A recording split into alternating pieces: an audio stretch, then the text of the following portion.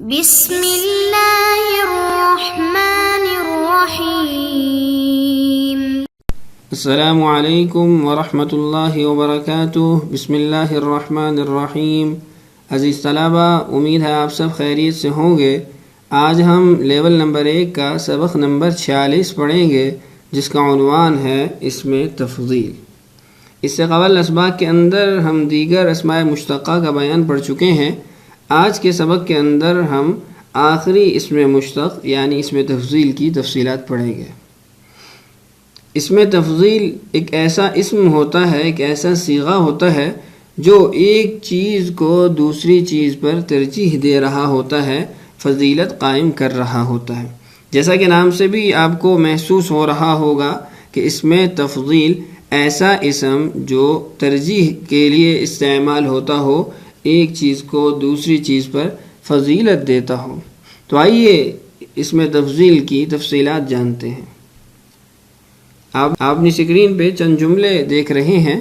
علم مال سے بہتر ہے، عربی زبان انگریزی سے آسان ہے، آپ کا خط میرے خط سے زیادہ پیارا ہے، حسن علی سے مال میں زیادہ ہے، میں تم سے زیادہ جانتا ہوں، محمد کا گھر زید کے گھر سے زیادہ پیارا ہے۔ ان تمام جملوں میں غور کیجئے تو آپ کو معلوم ہوگا کہ ان میں سے ہر جملہ یہ بتاتا ہے کہ دو چیزیں یا دو اشخاص کسی ایک صفت میں شریک ہیں، اور ان میں سے ایک شخص یا چیز میں صفت زیادہ پائی جاتی ہے۔ مثلا پہلا جملہ دیکھیے، علم مال سے بہتر ہے۔ اب اس میں یہ بتایا جا رہا ہے کہ علم بھی بہتر ہے اور مال بھی بہتر ہے، لیکن علم مال سے زیادہ بہتر ہے۔ تو دونوں چیزوں کی مشترکہ صفت بھی بیان ہوئی، بہتر ہونا، اور پھر دونوں میں سے ایک کو فضیلت دی گئی، ترجیح دی گئی۔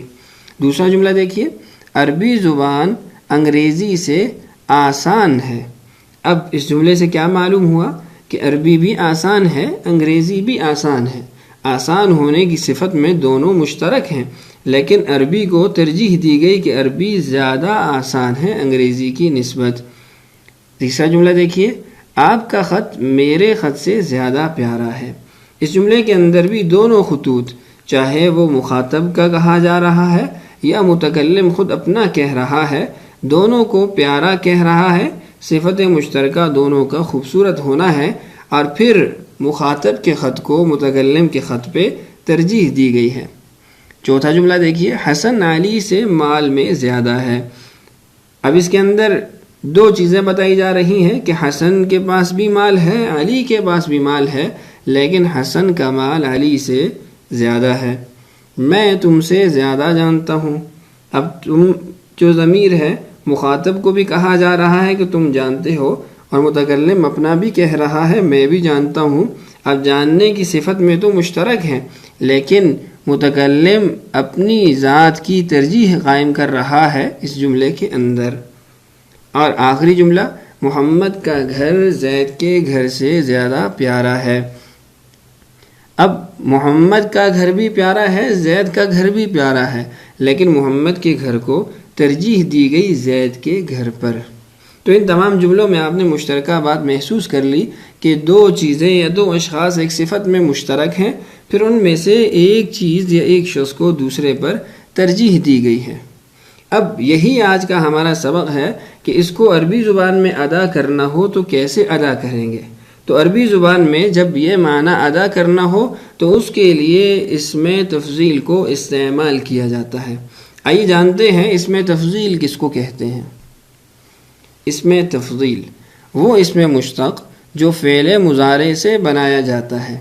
پہلی چیز کیا معلوم ہوئی کہ اسم مشتق فعل مضارع سے بنایا جاتا ہے، اور تاکہ اس شخص یا چیز کو بتائے جس میں معنی مصدری دوسرے کی نسبت زیادہ ہو۔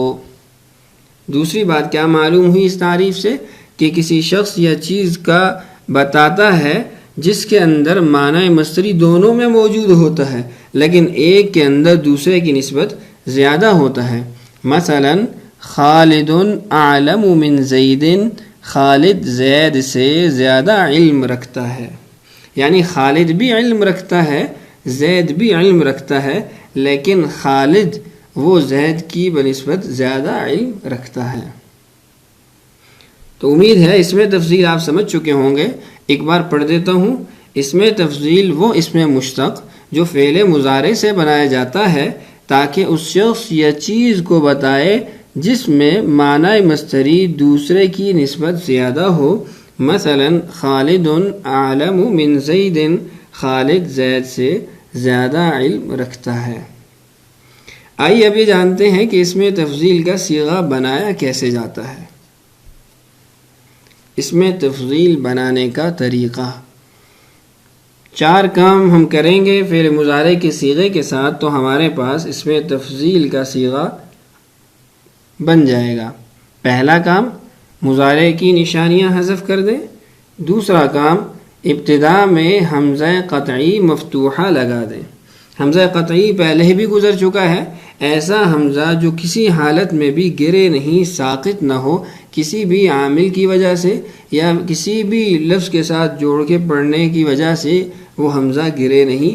مزید تفصیلات پہلے گزر چکی ہیں، آئندہ بھی انشاءاللہ حمزہ قطعی اور حمزہ وصلی کا بیان آئے گا۔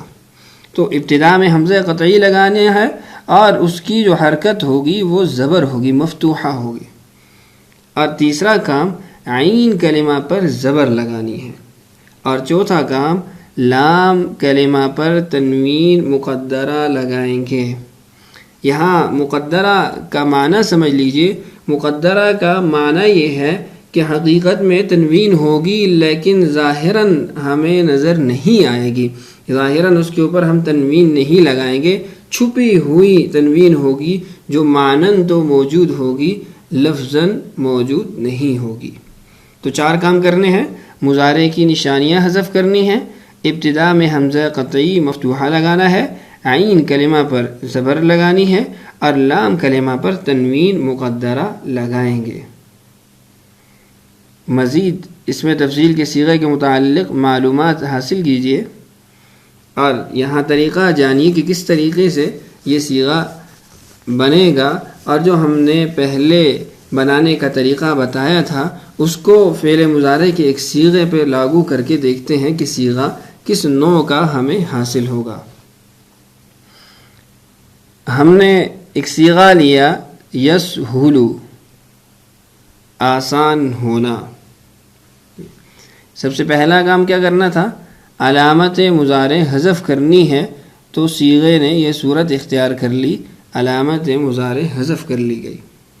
دوسرا کام، حمزہ قطعی مفتوحہ ابتدا میں لگانا ہے، تو آپ دیکھ رہے ہیں حمزہ قطعی ابتدا میں لگا دیا گیا اور اس کے اوپر حرکت بھی زبر دے دی گئی۔ تیسرا کام، عین کلمہ پر فتح دینی ہے۔ آپ اوپر دیکھ رہے ہیں کہ عین کلمہ پہ پیش ہے، تو جہاں پیش ہوگی یا زیر ہوگی وہاں ہم زبر لگا دیں گے، اور اگر پہلے سے ہی زبر موجود ہے، فتحہ موجود ہے، تو ہم اس کو اس کی حالت پہ باقی رکھیں گے، تو ہمارے پاس صیغہ اس طرز کا آ گیا۔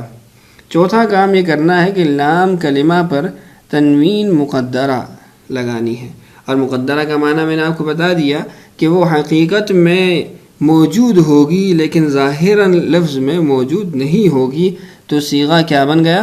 اسہلو۔ اب اس میں تفضیل کا صیغہ ہمارے پاس بن گیا، اس میں تفضیل۔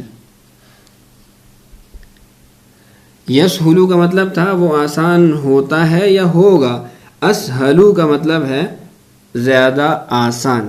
اب اس کو جملے میں استعمال کریں گے تو ہم یوں کہہ سکتے ہیں عملی اسہل من عملک، میرا کام تمہارے کام سے زیادہ آسان ہے۔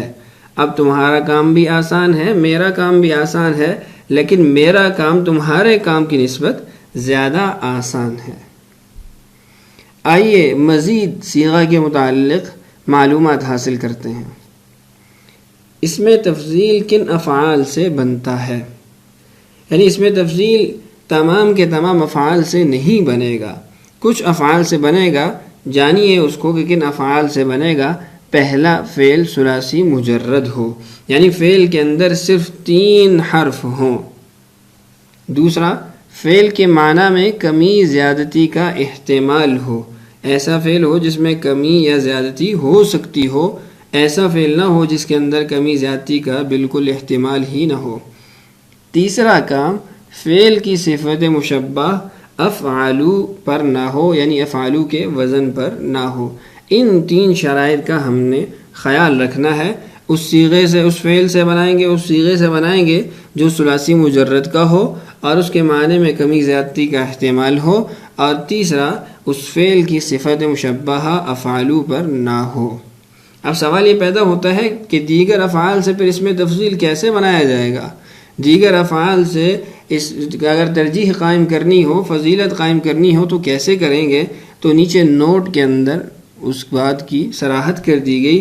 دیگر افعال میں اس میں تفضیل کا معنی پیدا کرنے کے لیے اشدو، اقلو، اکثرو وغیرہ استعمال ہوتا ہے، کہ وہاں آپ اشدو استعمال کر لیں، اقلو استعمال کر لیں یا پھر اکثرو استعمال کر لیں، آپ کو اس میں تفضیل کا معنی حاصل ہو جائے گا۔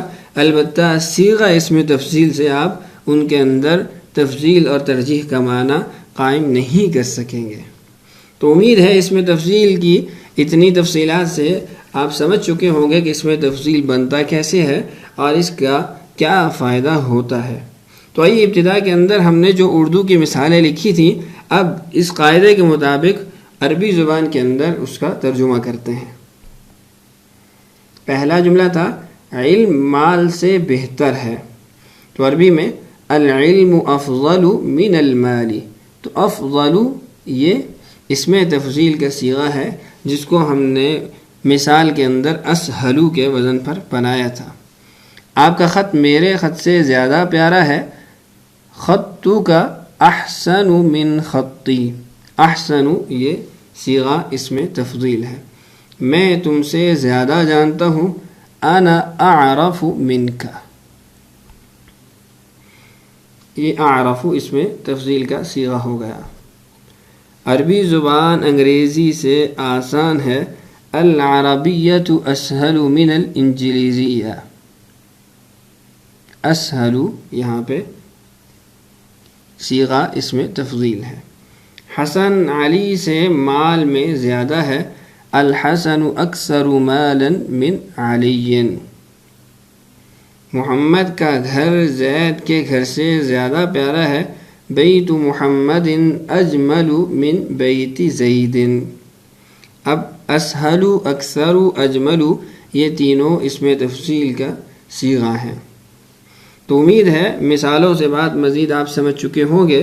آئیے اب مکمل گردان دیکھتے ہیں اس میں تفضیل کے صیغہ کی۔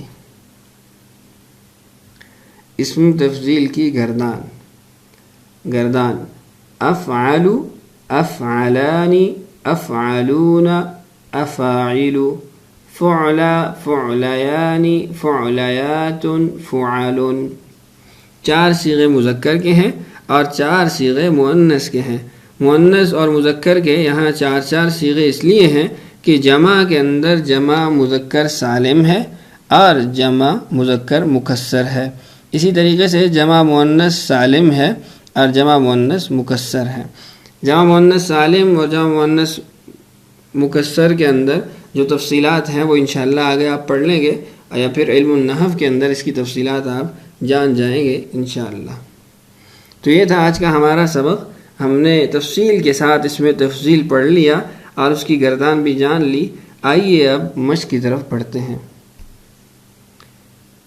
درج ذیل افعال سے اس میں تفضیل بنا کر مکمل گردان لکھیں۔ چند افعال یہاں لکھے گئے ہیں، آپ نے ان سے اس میں تفضیل کا صیغہ بنانا ہے اور پھر اس کے بعد آپ نے اس کی مکمل گردان لکھنی ہے۔ یصغر چھوٹا ہونا، یصدق سچ بولنا، یعلم جاننا، یظلم ظلم کرنا، یحسن اچھا ہونا، یصعب مشکل ہونا۔ تو یہ چند صیغے آپ کے لیے لکھ دیے گئے ہیں، ان سے اس میں تفصیل بنا کر مکمل گردان ان کی لکھ لیجئے۔ اللہ تعالی ہم سب کے لیے سمجھنا اور سمجھانا آسان کرے۔ اللہ تعالی ہم سب کا حامی و ناصر ہو۔ آج کے لیے اتنا ہی کافی ہے، اجازت دیجیے۔ السلام علیکم ورحمۃ اللہ وبرکاتہ.